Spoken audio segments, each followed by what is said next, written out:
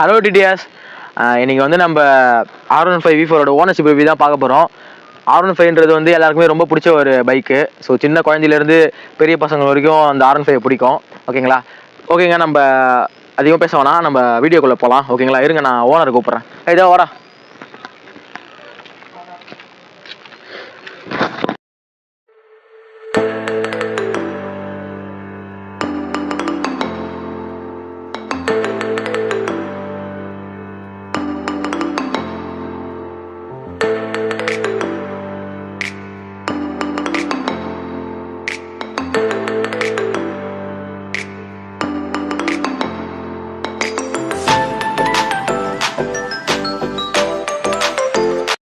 TDS, இப்போ நம்ம R15V4 owner கூட தான் இருக்கிறோம். ஓகேங்களா? ஆக்சுவலாக இவரும் வந்து ட்வின் ட்ராவல்ஸோட ஒரு கோ பார்ட்னரு. ஓகேங்களா? மறக்காமல் நம்மளுக்கு சப்போர்ட் பண்ணுங்கள். சரிங்க, நம்ம வீடியோ பற்றி பேசலாம்.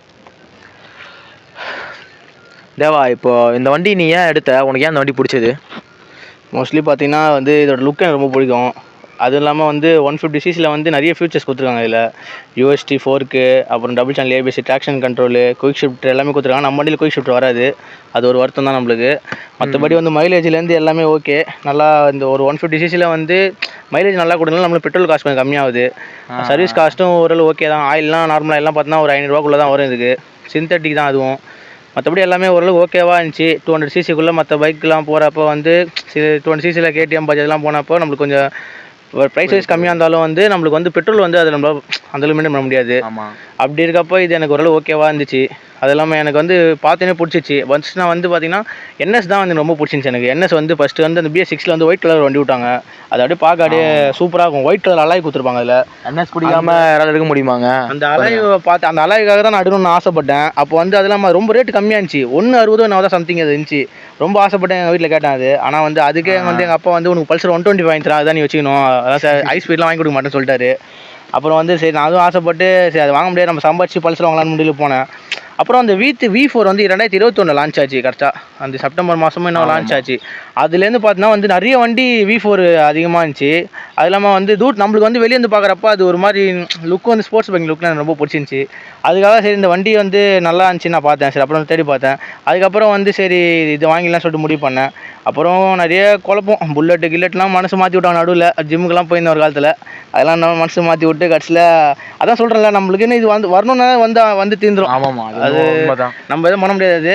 அப்புறம் பிடிச்சி போச்சு எனக்கும், ஓட்டுறது எல்லாமே ஓகே, நல்லா ஒரு விஷயத்தில் உண்மை. ஏன்னா நானே வந்து நார்மலாக வந்து பல்சர் 150 எடுக்கணும்னு ஆசைப்பட்டேங்க.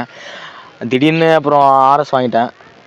எல்லாமே காலத்தோட இதுதாங்க, கணக்கு தாங்க. ஓகேங்களா?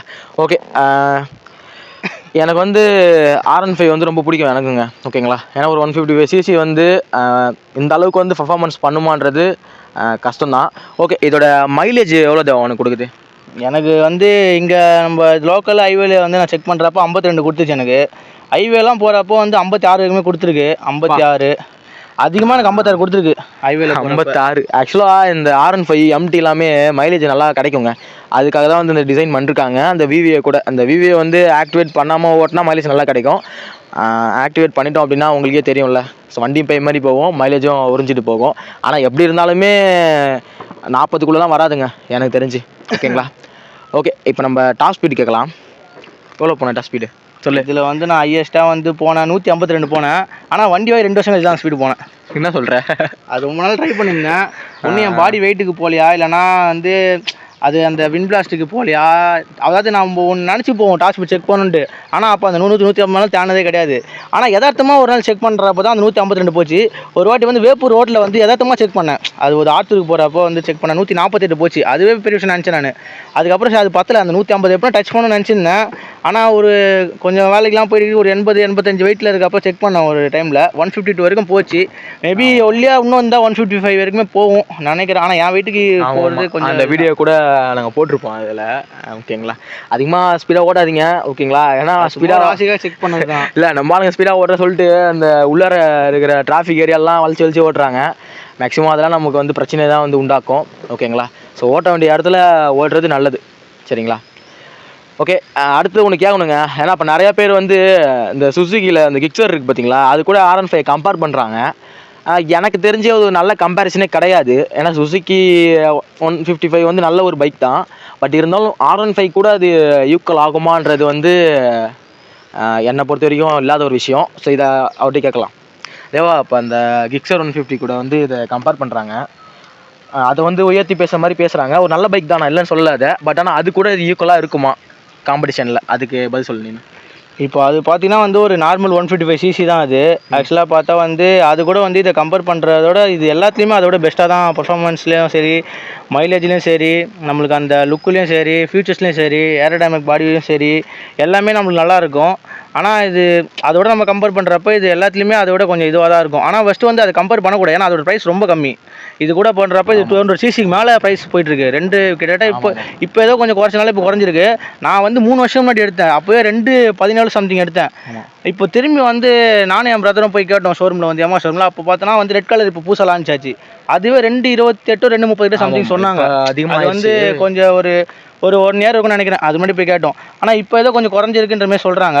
ஆனால் எனக்கு தெரிஞ்சு கொஞ்சம் ப்ரைஸ் வைஸ் இது அதிகம் தான். பட் ஆனால் ஃபஸ்ட்டோட கம்பேர் பண்ணுறப்ப இப்போ ஓரளவுக்கு குறைஞ்சிருக்குன்னு நினைக்கிறேன். சரி தேவா, இப்போ வந்து வண்டியை பற்றி நானுமே அதிகமாக ஸ்பெஷலாக சொல்லிட்டேன். அதிகமாக அதில் இருக்குது, சூப்பராக பர்ஃபார்மன்ஸ் பண்ணுது அப்படின்ட்டு. நிறையா பேர்கிட்ட வந்து யமகாட்ட வந்து பிடிக்காத விஷயம்னு கண்டிப்பாக இருக்கும். ஓகேவா, யமகா வந்து ஒரு ஜாப்பனீஸ் மிஷினு, கண்டிப்பாக நல்லா இருக்குங்க, ரிலேபிளாக இருக்கும். பட் இருந்தாலும் அவங்கள்ட்டையுமே வந்து பிடிக்காத விஷயங்கள் நிறையாவே இருக்குது. அதை பற்றி நீ என்ன தேவா நினைக்கிறேன்? உனக்கு அதில் பிடிக்காத விஷயம் என்ன? எனக்கு வந்து ஒரு 3 விஷயம் வந்து எனக்கு பர்சனலாக பிடிக்கல யமகா கிட்ட. அது ஃபஸ்ட்டு பார்த்தோன்னா வந்து இந்த வண்டியில் வந்து குயிக் ஷிஃப்டர் கொடுக்கல. அது வந்து அவங்க வந்து எம் வேரியன்ட் சொல்கிறாங்க. ஆனால் கிட்டத்தட்ட பார்த்தோன்னா வந்து எம் வேரியண்ட்டாக இருந்தாலுமே அதில் இருக்க இன்ஜின் தான் இதுலேயும் இருக்குது, அதில் இருக்க ஃபேரிங் தான் இதில் இருக்குது, எல்லாமே சேம் தான். பட் அப்போ நான் இதை மட்டும் அவங்க தனியாக பிரித்து வச்சு இதை வந்து ஒரு கிலோவாக விற்கிறாங்க. அது வந்து மிடில் கிளாஸ் சொல்கிறாங்க. ஆனால் ரொம்ப மிடில் கிளாஸில் ப்ளூ கலர் பார்த்தோன்னா வந்து 5000 கூட அதிகம், அவ்வளோதான். ஆமாம், குயிக் ஷிஃப்டர் வந்து மெயினாக கொடுக்கல. அது வந்து ஒரு டிசப்பாயின்மெண்ட் ரொம்ப. அது ஆமாம். ஆனால் இந்த அப்டேட்லேயும் கொண்டு வரல அவங்க. இப்போ லான்ச் பண்ண அவங்க வந்து ரெட் பிளாக்கு மட்டும் குயிக் ஷிஃப்ட் கொடுக்கல. அது சுத்தமாக எனக்கு பிடிக்கல. அது எங்கள் எல்லாத்தையும் கொடுத்துருக்கணும் அவங்க. அது வந்து கொடுக்கல. அப்புறம் பார்த்தா இன்னொரு விஷயம் வந்து இப்போ வந்து ஒரு 125cc கூட எல்இடி இண்டிகேட்டர் கொடுக்குறாங்க. ஆனால் இவங்க இன்னுமே இந்த ஆலோஜன் தான் கொடுக்குறாங்க. அது சுத்தமாக எனக்கு பிடிக்கல. ஆனால் இது எனக்கு வந்து எப்படி சொல்கிறதுன்னு தெரில. நம்ம ஒரு 2 லட்ச ரூபா மேலே போட்டு வாங்குறோன்றப்ப அவங்க கண்டிப்பாக எல்இடி கொடுத்துருக்கணும். ஆனால் அவங்க அதுலேயுமே ஒரு பிரித்து வைக்கிறாங்க. எம்மில் மட்டும் கொடுக்கணும், இதில் கொடுக்கக்கூடாதுன்னு நினைக்கிறாங்க. அது வந்து சுத்தமாக எனக்கு பிடிக்கல. ஆமாம், ஆக்சுவலாக இப்போ எம்மை நீங்கள் இன்ஜின் வைஸாவோ இல்லை அதை தனியாக காட்டணும் அப்படின்றப்போ வேறு பர்ஃபார்மன்ஸ் விஷயத்தில். பட் ஆனால் ரெண்டுமே ஒன்று தான், 2 பைக்ஸுமே ஒன்று தான். அதை தனியாக காட்டிட்டு இதை தனியாக காட்டுறப்போ வந்து இப்போ வாங்குறவங்களோட மனநிலை மாறுது பார்த்தீங்களா. ஆக்சுவலாக நம்ம R15 வந்து நீங்கள் அந்த மாதிரி செட்டப்போட எந்த பைக்கும் அது இருந்துச்சு அப்படின்னா நல்லா இருக்குன்றது கஸ்டமரோட ஒரு மனநிலை. ஓகேங்களா, மேபி போகிற அப்டேட்டில் கொடுப்பாங்க அப்படின்றத நான் நம்புகிறேன், பார்ப்போம். அதுக்கப்புறம் பார்த்தீங்கன்னா வந்து டிஎஃப்டி டிஸ்பிளே கொடுக்கல, இதில் எல்சிடி தான் கொடுத்துருக்காங்க. இப்போ டிஎஃப்டி வந்து இப்போ நிறைய இதில் கொடுக்க ஆரம்பிச்சிட்டாங்க. எலக்ட்ரிக் பைக்லேருந்து நம்மளுடைய கிளாமரில் கொடுத்துருக்காங்க. இது மாதிரி வந்துச்சு. இந்த விடாலாம் பார்த்தீங்கன்னா டிஎஃப்டி டிஸ்பிளே தான் கொடுத்துருக்காங்க. இப்போ ஹீரோ கூட கொடுக்க ஆரம்பிச்சிட்டாங்க சின்ன சின்ன பைக்ஸ்லாம். ஆனால் யமகா நினச்சா கொடுக்கலாம், ஆனால் அது ஏன் கொடுக்கலன்றது தெரியல. மேபி ஃப்யூச்சரில் வந்து அது அதிகமாக இருக்குன்றது காரணத்துக்காகவா, இல்லை அதெல்லாம் வேணாம் அந்த பைக்குன்ற காரணமாக தெரியல. ஆனால் பாருங்கள், இப்போ நிறைய பேர் தோணுது இல்லையா, அதில் கொடுத்து இதில் கொடுக்காம இருக்கிறது வந்து ஒரு டிசப்பாயின்மெண்ட்டாக இருக்குது. அதான் இப்போ இந்த V4 சீரிஸில் பார்த்தீங்கன்னா ஆக்சுவலாக வந்து பார்த்தீங்கன்னா இந்த ரேடியேட்டர் ஃபேன் வந்து அடிக்கடி போயிட்டே இருக்கும். எனக்குலாம் வாங்கின ஒரு 1 இயர்லேயே போயிடுச்சு. 1 இயர்லேயே எனக்கு வந்து ஃபேன் அவுட் ஆகிடுச்சு. ஆமாங்க, இது எனக்கு தெரியும். ஆக்சுவலாக வந்து இப்போ வண்டி வாங்கினதுக்கப்புறம் நாங்கள் ஊட்டி டூர் போனோங்க. கரெக்டாக வந்து மேலே ஏறிட்டோம். அந்த குன்னூர் இருக்குது பாருங்கள், குன்னூருக்கு நேராக வந்து காட்ட ஆரம்பிச்சு போச்சுங்க செல்சியஸ் 110 காட்டுருச்சு. இதுக்கு மேலே வண்டி ஏற்ற முடியல, இன்ஜின் செம ஹீட்டு. ஷோரூம் கால் பண்ணி கேட்டால் எப்படியே தள்ளிட்டாட்டி வந்துருப்பா அப்படின்ட்டாங்க. அந்த மாதிரி ஒரு இஷ்யூ இதில் வந்து ஃபேஸ் பண்ணுற மாதிரி இருந்துச்சு. ஆனால் அதுக்கப்புறமேட்டு வந்து அந்த V3யோட ஃபேன் தானே, அந்த V3யோட பேனசோனிக் ஃபேன் வாங்கி போட்டு 2 வருஷம் ஆகுது. இன்ன வரைக்குமே ஸ்டில் நல்லா பர்ஃபார்மன்ஸ் ஓடிட்டு இருக்காது. பட் ஆனால் அதிலலாம் கொஞ்சம் எமகா கான்டென்ட்ஸ் பண்ணணும்ல. அந்த வந்து இருந்தாலும் வாங்குகிற ஒரு வண்டி ஃபேனு 2000 3000 சொல்கிறாங்க. அது வாங்கி போடுறது வந்து நம்மளுக்கு நல்லா குவாலிட்டியாக கொடுக்கலாம். அது ஒரு ஆனால் விலை அதிகமாக இருக்கும்ல ஸ்பேரோட விலை. ஆமாம், அதே மாதிரி இந்த பேக் டைல் பார்த்தீங்கன்னா வந்து ரொம்ப இது குவாலிட்டி கம்மி தான். இது நிறைய பேர் ஆக்சுவலாக வந்து பார்த்தீங்கன்னா இது நான் எமகாவில் வந்து V4ல பார்த்தீங்கன்னா அந்த டைல் வந்து ரொம்ப குவாலிட்டி கம்மியாகவே இருக்கும். ஆக்சுவலாக இது வந்து பார்த்தீங்கன்னா வந்து நான் ரொம்ப 2 வருஷமாக கிட்டத்தட்ட பார்த்து வச்சுருந்தேன். ஆனால் வந்து யாராலையுமே அப்படி பார்த்து வைக்க முடியாது. ஆக்சுவலாக பின்னாடி யாரப்போ நம்ம சொல்லவும் முடியாது. இப்போ ஃப்ரெண்ட்ஸ் யாரையா தரனா மச்சான் பார்த்து உட்காரு பொறுமையாக உட்கார சொல்ல முடியாது. ஏன்னா வந்து நம்மளுக்கு வந்து ஃப்ரெண்ட்ஸும் முக்கியம், வண்டியும் முக்கியம் தான். பட் ஆனால் இது ஒரு பீஸ் மட்டுமே 1600 சம்திங் வரும் இது. ஆனால் இது அந்தளவுக்கு இது ஒர்த்துன்னு கேட்டால் நான் ஒர்த்து இல்லைன்னு தான் சொல்லுவேன். ஒரு ப்ரோ ஏற்றின வெயிட்டு அவர் வந்து கொஞ்சம் வெயிட் அதிகம், அது வச்சு அந்த பட்டுன்னு உடஞ்சிச்சு. ஆனால் அது இப்போ வந்து எனக்கு அவர் வந்து அதில் பிளாஸ்டிக் ஸ்க்ரூலாம் போட்டு நல்லா ஸ்க்ரூ அடிச்சு டைட்டாக கொடுத்துட்டாரு, அதோட ஸ்ட்ராங்காகவே இருக்குது. இன்னும் அதான் வச்சுட்ருக்கேன், அது நம்ம வீடியோவில் கூட காட்டலாம். அது அப்புறம் பார்த்தோன்னா வந்து ஸ்பேரோட இந்த பேனல்லாம் வந்து கொஞ்சம் ரேட்டு காஸ்ட்லி தான். இது யமகாவில் பொறுத்த வரைக்கும் இந்த டேங்க்கு மட்டுமே கிட்டத்தட்ட 5K கிட்ட வரும். இந்த டேங்க் மட்டும் 5K வரும். இது வந்து 3 பீஸாக வரும் ஆக்சுவலாக. சென்டர் ஸ்பீடு நம்ம ஃபாரின் இதில் இப்போ காட்டணும்ல, அதெல்லாம் அது வந்து 3 இதுவாக வரும் இது. அப்புறம் வந்து நம்மளுக்கு வந்து வேறு டிஸ்அட்வான்டேஜ்னு பார்த்தா வந்து கை வலிக்கும் நிறைய பேருக்கு. எனக்குமே ஸ்டார்டிங்கில் வலிச்சுது. ஆமாம், அது கண்டிப்பாக நோட் பண்ண வேண்டிய ஒரு விஷயங்க. ஏன்னா அது ஃபுல்லாகவே ட்ராக்காக மேக் பண்ண ஒரு மிஷினுங்க. அதான் நம்ம ஆளுங்களாம் டூர்லாம் எடுத்து கிளம்புறாங்க, கடைசியில் இந்த வண்டியை குறை சொல்கிறாங்க. எனக்கு தெரிஞ்சு ஒரு ட்ராக் எப்படி சொல்கிறது, அது கொஞ்சம் டிசைன் ஃபுல்லாகவே ரேஸ் ஓடுறதுக்காக பண்ணது தான் ட்ராக்கில், ஓகேங்களா. ஸோ அதனால் வந்து அவங்களுக்கு இருக்கும். நிறைய பேர் வந்து இந்த ஹேண்டில் பேரை வந்து சேஞ்ச் பண்ணிட்டு போகிறாங்க. இப்போ தேவாலாம் பார்த்தா ஒரு 3 வருஷமாக இதெல்லாம் பண்ணிகிட்ருக்கான். கேட்டால் கை வலிக்கலை அப்படின்ற மாதிரி சொல்கிறான். மேபி அவனுக்கு பழகிறதுனால கூட இருக்கலாம்.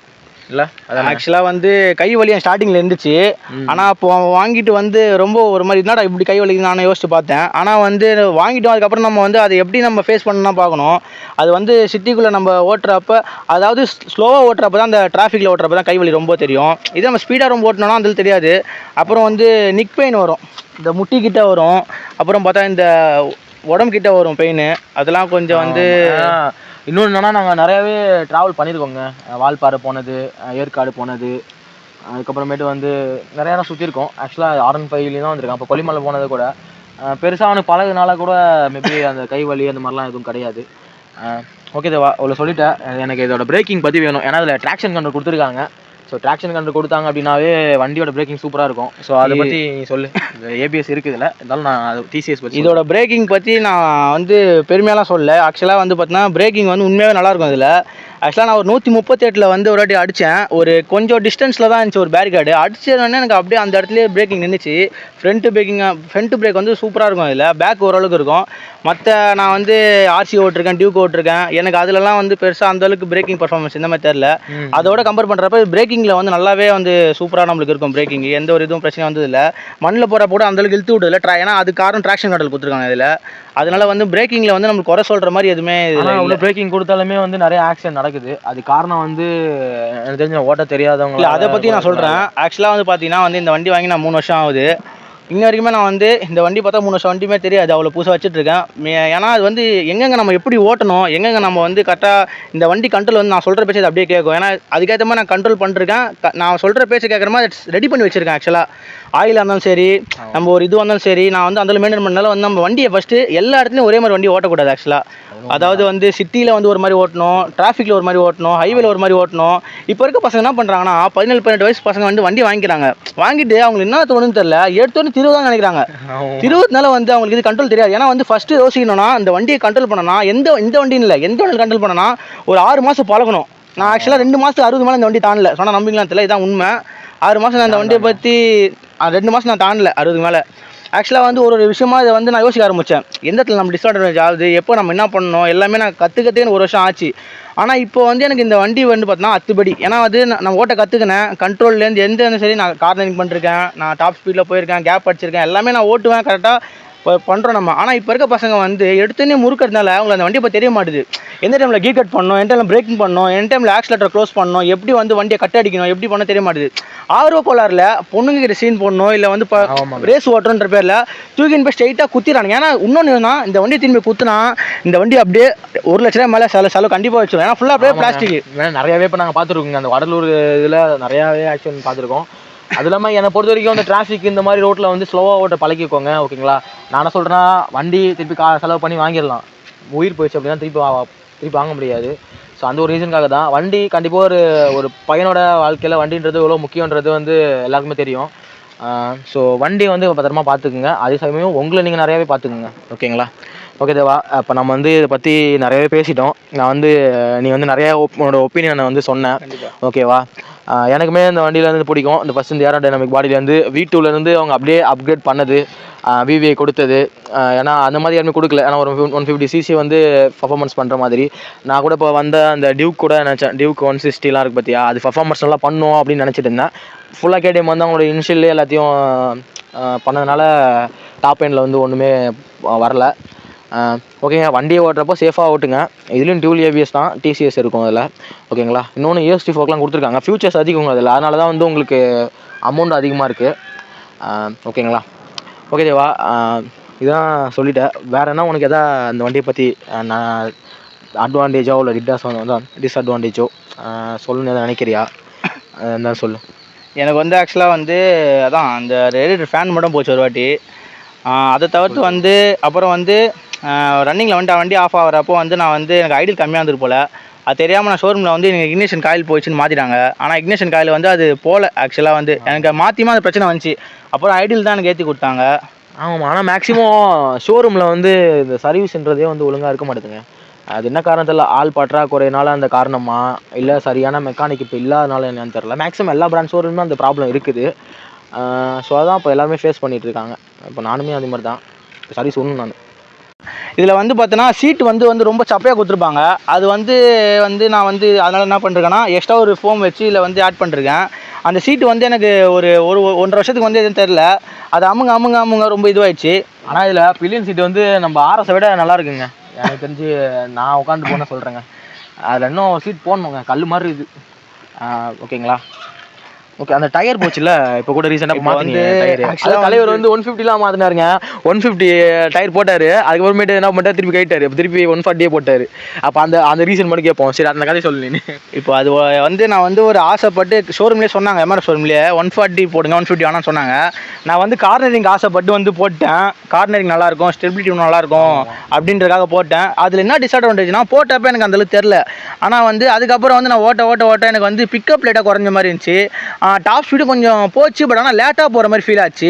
அதுக்கப்புறம் பார்த்தா வந்து அந்த டயரோட இதுவுமே அதிகம் தான், அகலமே அதிகம் தான். அதனால் வந்து ஒரு கீர்லையுமே பார்த்தோன்னா ஃபஸ்ட்டு கீர் 49 சம்திங் போகும், அது போட்டோன்னே 47 ஆச்சு. அப்படியே ஒரு 2-3 ஸ்பீடும் குறைஞ்சிது. அதுக்கப்புறம் எனக்கு வந்து ஒரு மாதிரி அது ஒரு கில்ட்டியாக ஃபீல் ஆச்சு. அதனால் வந்து சரி நம்ம எதுக்கு ஸ்டாக்கே போட்டுடலான்னு சொல்லிட்டு நான் பண்ணிட்டேன். திரும்பி நான் 150 எடுத்துட்டு 150 போட்டேன். அது எனக்கு தெரிஞ்சு 140 போடுங்க, அதான் பெட்டரு. 150 போட்டு நீங்கள் ஓட்டணும் ஆசைப்பட்டீங்கன்னா வந்து கொஞ்சம் டிஸ்அட்வான்டேஜ் ஆகும் தான். அது நீ சொன்னது ஓகே தான். ஆனால் அதில் வந்து இனிஷியல் வந்து 200 சிசி கூட கம்பேர் பண்ணும்போது இருக்காது. அது ரீசன் வந்து என்ன அப்படின்னா, இது வந்து ஒரு 155 சிசி. ஸோ அதனால் வந்து யமகா வந்து ஃபுல்லாகவே விவி கொடுத்ததுக்கப்புறமேட்டு பார்த்தீங்கன்னா டாப் எண்ட் அதிகமாக போகணுன்ற மாதிரி ஒரு பிளான் பண்ணியிருந்தாங்க. இன்னொன்று என்னன்னா, இதோட எப்படி சொல்கிறது, 160 இல்லை 150 சிசியில் இருக்க எல்லா பைக்ஸுமே வந்து பவர் ரேஷியோ வந்து இதை விட கம்மியாக தான் இருக்கும். ஓகே தேவா, இதெல்லாம் சொல்லியாச்சு. ஓகேங்க, நாம் வந்து வீடியோவோட முடிவுரையை நோக்கி வந்துட்டோங்க. ஓகேங்களா. இந்த பைக் வந்து கண்டிப்பாக வாங்க போகிறவங்க பார்த்து கண்டிப்பாக சாட்டிஸ்ஃபேக்ஷன் ஆகிருப்பீங்கன்னு நினைக்கிறேன். அது மட்டும் இல்லாமல் இதில் அவன் சில விஷயம்லாம் மாற்றினான், அந்த லைட்லாம் போட்டான். ஓகேங்களா, அதை பற்றி கேட்போம்.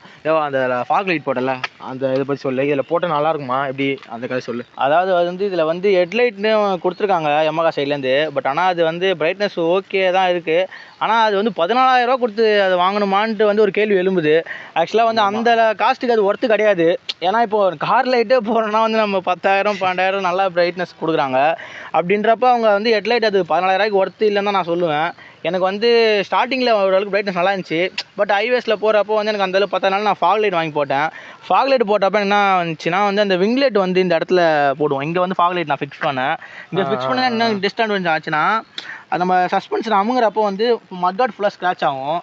அப்போ வந்து மட்கார்டு ஒரு மாதிரி நல்லா இருக்காது, அது ஒரு மாதிரி அசிங்கமாக ஆயிடுச்சு. அது வந்து பார்த்தீங்கன்னா சஸ்பென்ஷன் நம்ம பிரேக் அடிக்கிறப்போ ஸ்பீட் பிரேக்கர் ஏறப்போ வந்து தட்டி மட்கார்டு ஸ்க்ராட்ச் ஆச்சு. அதனால தூக்கி என்ன பண்ணேன், மட்கார்ட்லேயே வந்து நான் ஃபிக்ஸ் பண்ணேன். மட்கார்ட்லேயுமே நம்ம அட்ஜஸ்ட் பண்ணுறப்போ இந்த மாதிரி ஒரு சின்ன சின்ன ஸ்க்ராட்ச் ஆச்சு. அது நீங்கள் வந்து ஸ்க்ராட்ச் ஆனாலும் பரவாயில்ல அப்படின்னு நினச்சிங்கன்னா நீங்கள் அதை போட்டுக்கலாம். இல்லை வண்டி எனக்கு புதுசாகவே இருக்கணும், ஸ்க்ராட்ச் எதுவும் ஆகக்கூடாதுன்னு சொல்லிட்டு அது நீங்கள் போடாமல் தான் எனக்கு சேஃப் நான் சொல்லுவேன். அதுக்கப்புறம் பார்த்தீங்கன்னா செயின் ஸ்ப்ராக்கெட் நம்ம வண்டி 24,000 சம்திங் ஓட போகுது. பட் ஆனால் இப்போ வந்து ஃப்ரண்ட் ஸ்ப்ராக்கெட் சுத்தமாகவே போயிடுச்சு. அந்த டீத் வந்து ரொம்ப ஷார்ப் ஆகிடுச்சு, ஒரு மாதிரி லைட்டாக நாய்ஸ் ஃப்ரண்ட்டில் வருது. பட் ஆனால் 24,000 கிலோமீட்டர் வந்தது என்ன கேட்டால் நான் இப்போ எல்லாம் 10,000 வந்து முச்சிடறானுங்க. எப்படி சொல்கிறது, செயின் லைஃபே காலி ஆயிரும். ஏன்னா இப்போ யாருமே லூப்ரிகேஷன் பண்ணுறது இல்லையா, தெரியவே மாட்டுது. வண்டி வரவங்க லூப்ரிகேஷன் பண்ணாமல் வந்து சண்டை போடுவாங்க. வந்து என்ன வண்டி செயின் சத்தம் வருது அப்படின்னு சொல்லி சண்டை போடுவாங்க. ஸோ ஆக்சுவலாக லூப்ரிகேஷன்லாம் பண்ணுங்க கரெக்டாக.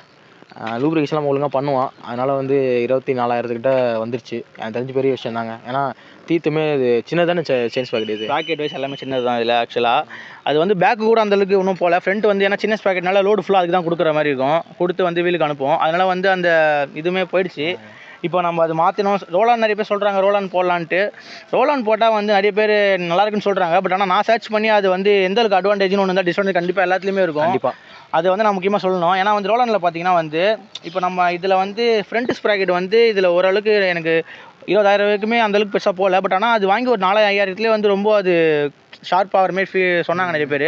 அது இல்லாமல் பார்த்தீங்கன்னா அது வந்து இதோட பல்லு பார்த்தீங்கன்னா கொஞ்சம் திக்னஸ் அதிகம். அது ஃப்ரண்ட் ஸ்ப்ராக்கெட் நம்ம கைட்டு க்ளீன் பண்ண முடியாது. அதில் போய் ஒராசுற மாதிரி லைட்டாக இதுவாக இருக்கும். என்ன கேட்டிங்கன்னா ரோலான்லாம் நீங்கள் போடுறேன்னு சொல்கிறது ஓகேவா இருந்தால் உங்களோட சாய்ஸ் தான் அது. ஆனால் என்ன கேட்டால் நான் ரெக்கமெண்ட் பண்ண மாட்டேன். ஏன்னா வந்து நம்மளுக்கு ஸ்டாக்கே நல்லா தான் இருக்குது. இதுவே 24,000 கிலோமீட்டர் வந்து போச்சு. நம்ம எது வாங்கினாலும் மெயின்டைன் பண்ணி தான் ஆகணும். இதோட அது கொஞ்சம் ஓரளவுக்கு மெயின்டைன் பண்ண தேவையில்ல மெயின்டைன் சொல்கிறாங்க. பட் ஆனால் அது வந்து மெயின்டைன் பண்ணி தான் ஆகணும். இதோட நான் ஒரு 2,000-3,000 கிலோமீட்டர் அது எக்ஸ்ட்ரா வரலாம், அவ்வளோதான். மற்றபடி நீங்கள் எது இருந்தாலும் வண்டியில் பொறுத்த வரைக்கும் மற்றபடி இந்த வைசரு, இந்த மிரரு இதெல்லாம் வேணால் நீங்கள் ஆஃப்டர் மார்க்கெட் போங்க. இந்த ஸ்ப்ராக்கெட்டு, இன்ஜின் சம்மந்தப்பட்டது, ஃபேரிங்லாம் வந்து நீங்கள் கம்பெனி கொடுக்குறதே போடுங்க. ஏன்னா அவங்களுக்கு தெரியாது ஒன்றுமே கிடையாது. ஏன்னா அவ்வளோ பெரிய கம்பெனி வச்சுருக்காங்க. அவங்களுக்கு தெரியாது, நம்மளுக்கு ஒன்றும் கிடையாது. நம்ம ஒன்றும் அந்த பெரிய புத்திசாலியும் கிடையாது. நம்ம வந்து இவ்வளோ பெரிய வண்டி தயாரானா அவனுக்கு தெரியாமையாக இருக்கும். இந்த ஸ்ப்ராக்கெட் கொடுத்தா இது போகும்னு சொல்லிட்டு அதெல்லாம் வந்து நீங்கள் வந்து பண்ணாதீங்க. நீங்கள் வந்து இந்த வைசரு, இந்த கண்ணாடி இதெல்லாம் வேணால் கூட மாற்றிக்கோங்க. ஏன்னா அது எல்லாருக்குமே ஒரு ஆசை இருக்கும். இண்டிகேட்டரு வெளி பொருளை மாற்றிக்கோங்க. எப்பவுமே வந்து ஒரு வண்டி ஓட்டுறதுக்கு நோக்கி உள்ளே இருக்க பொருள் எதுவுமே வந்து ஆஃப்டர் மார்க்கெட்டில் சேஞ்ச் பண்ணாதீங்க. என்னோடய சாய்ஸ் அதான் நான் சொல்லுவேன். டிடிஎஸ் இப்போ பார்த்தீங்கன்னா நான் முடிச்சிடுறேன் இந்த வீடியோவை. அதுக்கு முன்னாடி வந்து இந்த மெயின்டெனன்ஸ் பற்றி மட்டும் நான் வந்துட்டு கேட்டுக்கிறேன், ஓகேங்களா? அது மட்டும் பார்த்துக்கலாம். இதோட நம்மளுடைய உரை முடிவடைய போகிறது. இருங்க இது முடிவடையணும்னுங்க. குறுக்கால வண்டியாகவும் போயிட்டுருக்குங்க உங்களுக்கு. நான் கஷ்டப்பட்டு வீடியோ எடுத்துகிட்ருக்கேன். மணி வர 5 ஆகுதுங்க. இருங்க அந்த வண்டி போட்டோம். கன்சலேஷன் வந்துடலாம். வேறாதேவா இப்போ வந்து ஆக்சுவலாக வந்து மெயின்டெனன்ஸ் பற்றி நான் சொல்கிறேன். இந்த வண்டியில் பார்த்தீங்கன்னா நான் வந்து 2,500 கிலோமீட்டர்லேருந்து 3,000 கிலோமீட்டருக்குள்ளே நான் ஆயில் மாற்றிடுவேன். எப்போயாச்சும் ஒரு டைம் மணியில் நான் வந்து 3,000க்கு மேலே மாற்றுவேன். ஆனால் மோஸ்ட்லி நான் வந்து மாற்றணும்னு நினச்சி எல்லாமே மாற்றிடுவேன். ஆக்சுவலாக ஃபஸ்ட்டு வந்து நான் வந்து எம்எல்யூ தான் யூஸ் பண்ணிட்டு இருந்தேன். எம்எல்யூ வந்து ஓகேவா நல்லா தான் இருந்துச்சு. பட் ஆனால் அது வந்து ஒரு 2,000 கிலோமீட்டருக்கு நல்லா இருக்குது. அதுக்கப்புறம் போகிறப்போ ஒரு மாதிரி ஸ்மூத் இல்லாத மாதிரி எனக்கு ஃபீல் ஆச்சு. அதனால் என்ன பண்ணேன்னா மோட்டலோட ஆயில் போனேன். மோட்டல் ஆயில் வந்து பார்த்தீங்கன்னா இது சிசி கம்மின்றதுனால வந்து இதோட ஹெட்டு போர்லாம் ரொம்ப சின்னதாக இருக்கும். பட் ஆனால் அது ஆயில் கொஞ்சம் திக்காக இருக்கனால வந்து ஹெட்டுக்கு ஏறதுக்கு கொஞ்சம் டைம் ஆகும். அந்த வயசு பார்த்தா இது வந்து எனக்கு ஸ்மூத் சூப்பராக இருந்துச்சு. ஆனால் மோட்டில் நம்ம குறை சொல்லக்கூடாது எந்த ஒரு ஆயிலையும். ஸ்மூத்தில் வந்து சத்தியமாக சொல்கிறேன், அந்த செம்ம ஸ்மூத்தாக இருந்துச்சு. எனக்கு வண்டி அப்படியே பேட்டரி பைக் மாதிரி போச்சு. ஆனால் பட் எனக்கு வந்து ஒரு பிக்கப் தெரில. பிக்கப்பு அது எனக்கு ஒரு மாதிரி ஃபீல் ஆனாலும் என்ன பண்ணேன், சரி மோட்டல் வேணாம். அது வந்து 200 சிசி வண்டிக்கு மேலே போடலாம் கண்டிப்பாக. பஜாஜ் சைடு, கேடிஎம் சைடு அந்த ஆயில் நல்லா யூஸ் பண்ணுறாங்க, அதுக்கு யூஸ் பண்ணிக்கலாம். பட் ஆனால் யமகா சைடு வந்து மோட்டல் யூஸ் பண்ணுவான்னு கேட்டால் எனக்கு நான் பண்ணான்னு சொல்லுவேன். அதுக்கப்புறம் நான் திரும்பி யூஸ் வந்து எம்எல்யூ போய் போட்டேன். வேறு வழி இல்லாமல் சரி நம்ம என்ன ஆயில் போடுறது எம்எல்யூ போட்டேன். தலைவர் வந்து ரோ யூஸ் பண்ணிட்டு இருக்காரு. ரோ வந்து இப்போ ஸ்மூத்தாக இருக்குது. அதுவும் ஒரு ஸ்போர்ட் ஆயில் தான். இப்போ வந்து நான் வந்து ரோவேன்னு சொல்லிட்டு ஒரு ஆயில் யூஸ் பண்ணிட்டு இருக்கேன். அது வந்து ஜெர்மன் பிராண்டு. அதுவுமே எனக்கு இப்போ சூப்பர் ஸ்மூத்தாக இருக்குது. வண்டி ஓட்டுறதும் ஸ்மூத்தாக இருக்குது. பிக்கப்லேருந்து எனக்கு எந்த ஒரு இதுவுமே தெரில. ஸ்மூத் நல்லா இருக்குது. வண்டி ஸ்மூத்தாக போகுது. அது நல்லா தான் இருக்குது. 1000 ரூபா வருது அந்த ஆயில் ரேட்டு. அது வேணால் யூஸ் பண்ணி பாருங்கள். அதை தாண்டி நீங்கள் ஒரு நல்ல ஆயில் போகிறேன்னு நினச்சிங்கன்னா அந்த யமகாவில் வந்து RSG 4GB ஒரு ஆயில் இருக்குது. அது வந்து ட்ரை பண்ணுங்கள். அதேமாதிரி மெயின்டெனன்ஸ் பார்த்தீங்கன்னா வந்து நம்ம வந்து இந்த செயின் லூப்ரிகேஷன்லாம் 500 கிலோமீட்டர் ஒன்ஸு. அப்புறம் பைக்லையுமே பண்ண ஒரு அதான் ஓப்பன் செயின் இருக்கிற எல்லா வண்டியிலுமே பண்ணக்கூடிய ஒரு விஷயங்க இது. அது மாதிரி வந்து பார்த்தீங்கன்னா வந்து வைசர்ன்ட்டு ஒரு 7-8 வாங்கிட்டேங்க. சரி வா பேச்சும் அந்த கேமரா பற்றி நம்ம கஸ்டமர்கிட்ட சொல்லு. சரி அதாங்க வைசர் வந்து ஒரு 7-8 வாங்கிட்டேன். ஆக்சுவலாக வந்து நம்ம வீட்டில் இன்னும் ஒரு 5-6 வைசர் கிட்ட இருக்குது. அப்புறம் கண்ணாடி வந்து ZX மிரர் வாங்கினேன் ஃபஸ்ட்டு. அப்புறம் ஸ்டெல்த் மிரர் ஒரு 3-4 விதமாக வாங்கிட்டேன். நிறைய வாங்கிட்டேன். ஆனால் இதுக்கப்புறம் வந்து செலவு பண்ண விடான்ட்டு ஒரு முடிவுக்கு வந்துட்டேன். ஏன்னா வந்து நம்ம பைக்கை ஸ்டாக்காக வச்சுக்காங்க மோஸ்ட்லி. அது வந்து நம்ம என்ன தான் வாங்கி போட்டாலும் கொஞ்ச நாள் தான் அது யூஸ் பண்ண முடியுது. அது எனக்கு தெரிஞ்சு நீங்கள் ஸ்டாக்காக வச்சுக்கிறது நல்லதாக தான் இருக்கும். நீங்கள் அது ஆமாங்க, நான் தான் ஸ்டாக்காக தான் வச்சுருக்கேன். ஏன்னா நமக்கு கொஞ்சம் ஃபினான்ஷியல் ஸ்ட்ரகிள் அதிகமாகுது. நீங்கள் நிறைய பேர் சப்ஸ்கிரைப்லாம் பண்ணி வளர்த்து விட்டிங்கன்னா நம்மளும் ஒரு பெரிய ஸ்டாருங்க. ஓகேங்க, இதோட R15 முடிச்சிக்கலாம், ஓகேங்களா? ஏன்னா இந்த வண்டி வாங்க போகிறவங்கள்ட்ட நான் சொல்கிற ஒரு விஷயம் என்னென்னா, காஸ்ட் அதிகமாக இருக்கிறதுனால இது ஒர்த் இல்லாமல் ஆயிடாது. வேல்யூ ஃபார் மணி இது என்னை பொறுத்த வரைக்கும், ஓகேங்களா? சரிங்க, இதுக்கப்புறம் உங்கள்கிட்டருந்து விடை பெறுவது நான் உங்கள் ஹிப்ஹாப்காரன் நம்ம தேவா. ஸோ டீம் டியூன் ட்ராவலர்ஸ், ஓகேங்களா? சரிங்க, அதை என்ன சோகமாக இருக்க பேசி பாவம் அதையும் சோகம் மாட்டேன்னு போல். சரி போ, ஓகேங்க, பாய். போகலாமா? இந்த சைடு போகிறது, இந்த சைடா? ஓகே, பைக் கேட்கும் தலை பார்த்துட்டே இரு.